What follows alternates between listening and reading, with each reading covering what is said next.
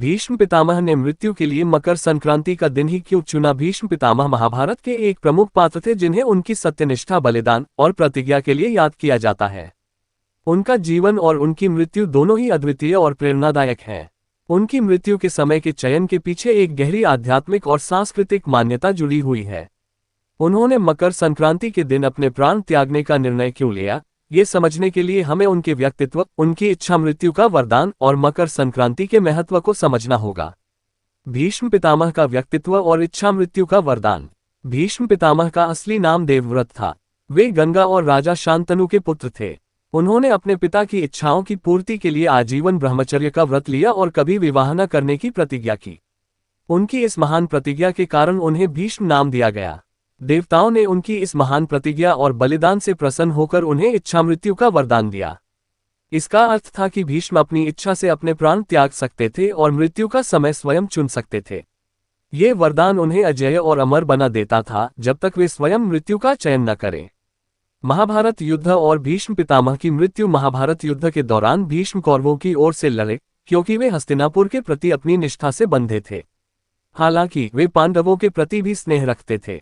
युद्ध के 10वें दिन अर्जुन ने शिखंडी को आगे करके भीष्म पर प्रहार किया क्योंकि भीष्म शिखंडी पर अस्त्र नहीं उठाना चाहते थे। इस प्रकार भीष्म घायल होकर बाणों की शैया पर गिर गए।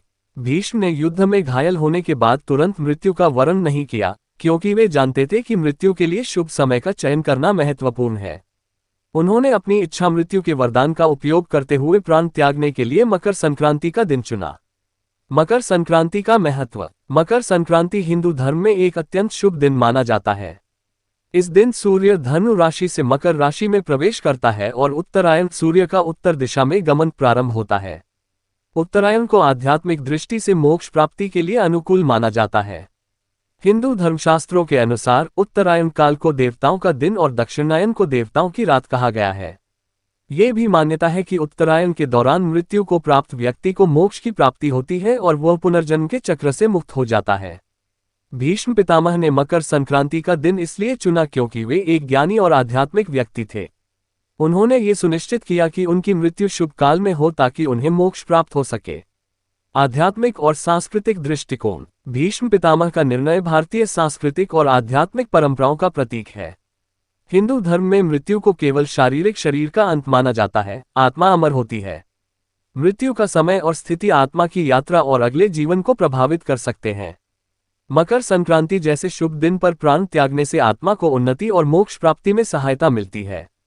भीष्म पितामह एक महाज्ञानी थे जो धर्म और नीति के गहरे जानकार थे। उन्होंने अपने जीवन का हर निर्णय सोच समझकर लिया था।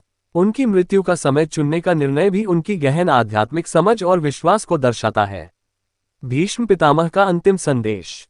भीष्म पितामह ने मकर संक्रांति के दिन प्राण त्यागने से पहले पांडवों को धर्म, राजनीति और कर्तव्य के सिद्धांतों का ज्ञान दिया। उन्होंने युधिष्ठिर को राजधर्म और नीति का उपदेश दिया जो शांति पर्व और अनुशासन पर्व में विस्तृत रूप से वर्णित है।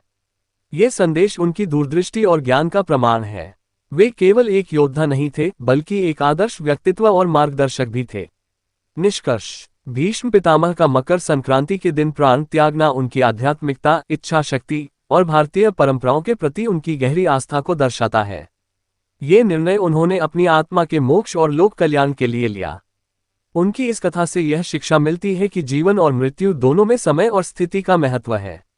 भीष्म पितामह का जीवन और उनकी मृत्यु आज भी प्रेरणा का स्रोत है जो त्याग, निष्ठा और धर्म के प्रति समर्पण की सीख देती है।